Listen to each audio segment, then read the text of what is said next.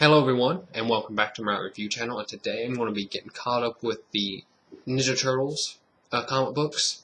I missed a couple months, so I've got like 4 issues to do, and I'm going to separate these into continuity aspect to make it easier on me and you.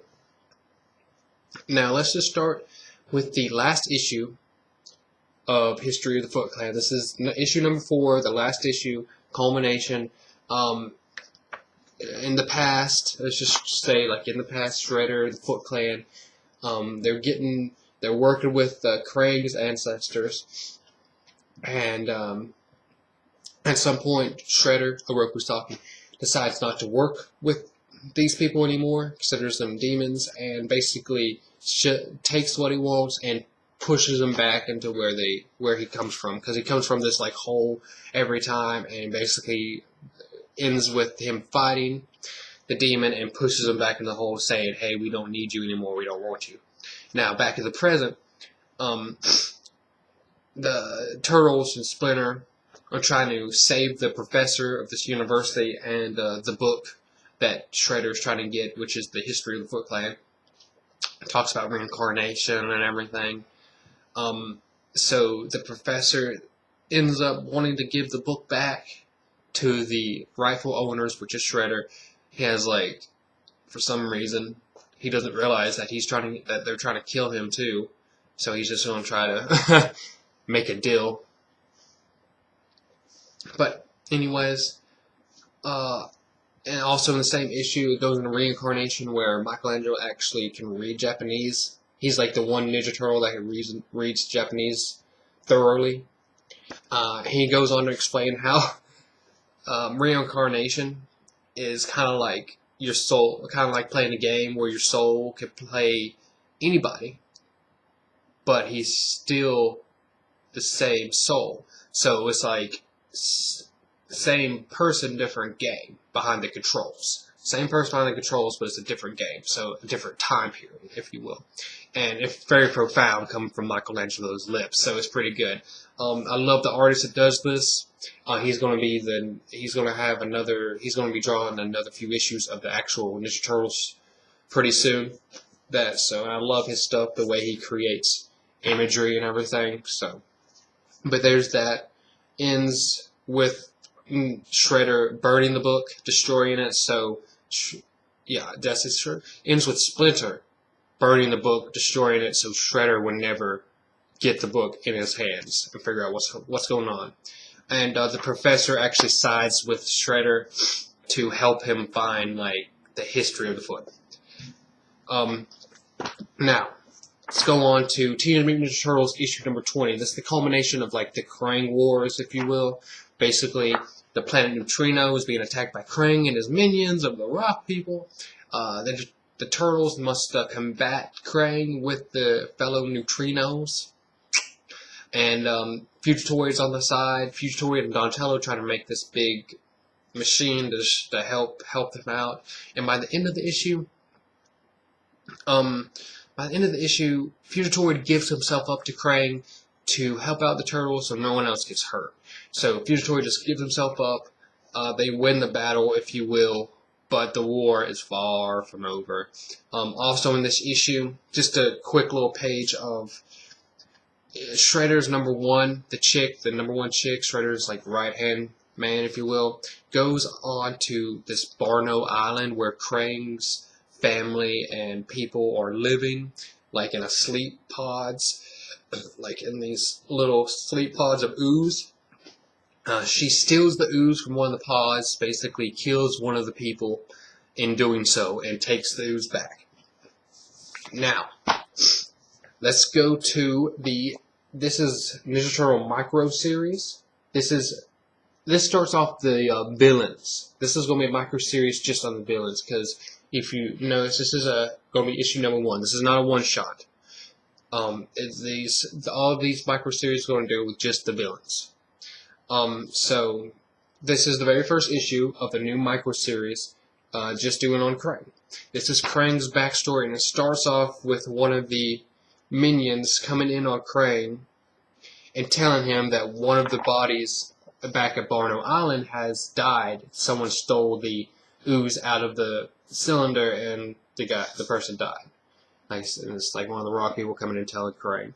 And now this is Krang's backstory. Basically, everyone thinks he's weak because he looks like a brain, but it shows his backstory where he's actually a strong character. So people anything before now, all we know of Krang before now, if you watch the cartoon, he was just made to be a joke.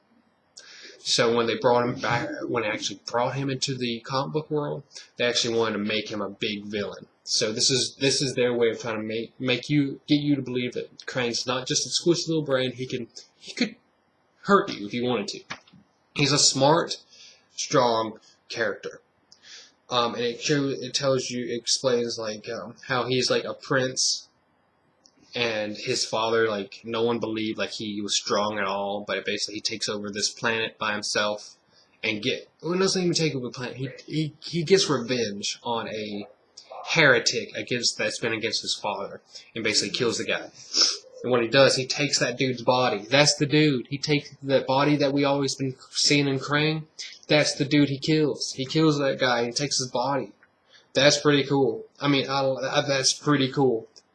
So he wears the body as a way to say, I did this for you.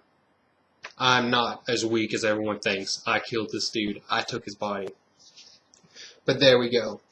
I like how Krang's father actually has the body of what you would see in the old cartoon. The body of like the big muscular dude. That's Krang's father's body. I like that. I thought I popped for that. It was pretty good. But there's that. A good storyline involving Krang's backstory. So there you go. And the next issue is going to be Baxter Stockman. It says that at the very end. The next micro series.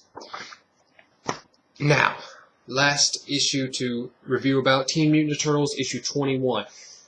Straight up, go get this. If you're Kevin Eastman fan, Peter Laird, old school Ninja Turtles, pick this up. This whole issue is done by Kevin Eastman, drawn by him, story by him, written by someone else, but the story is by Kevin Eastman. Each page drawn by Kevin Eastman, so it's very old school.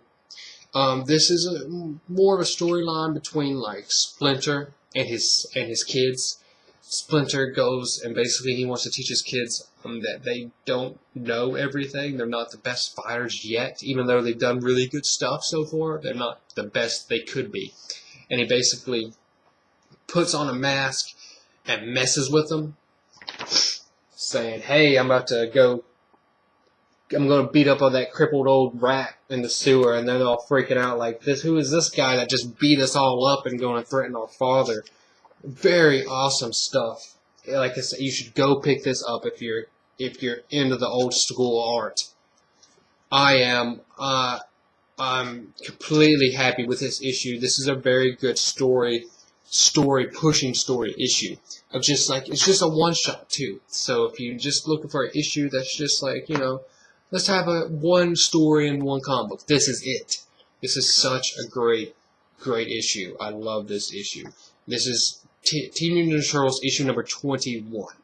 So it's just the father having some fun with his kids, telling them that they don't know everything yet, and they still have a lot to learn. The Turtles recognize that, and they're like, "Thank you, Father." And yeah, now their official training regiment begins. So at the very end of the issue, it goes to like a Shredder with the professor in Japan, and they found the body of Kitsune,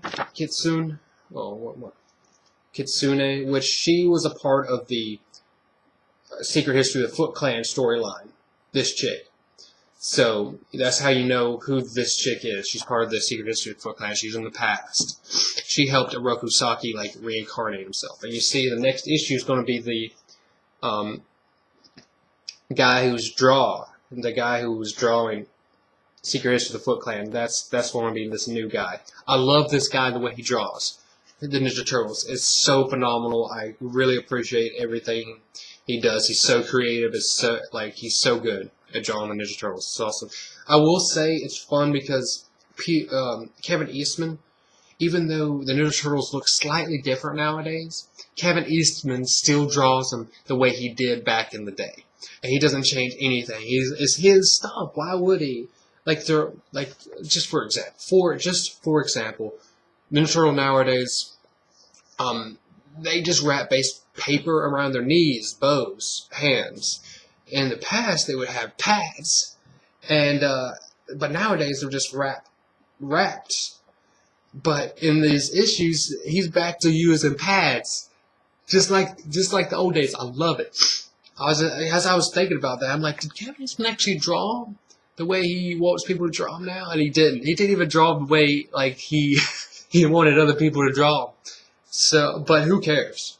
I don't care. I love it. I love seeing Kevin Eastman draw the way he's used to. And if you're the creator, you do whatever the hell you want, man. You're the man. You're the man, dude. I love this issue. Go grab this. That's all I can recommend. Go pick this up. Very worth it. Worth of a one-shot. It's basically a one-shot issue anyway. So, but there you go. There's all 4 of them, all up to date.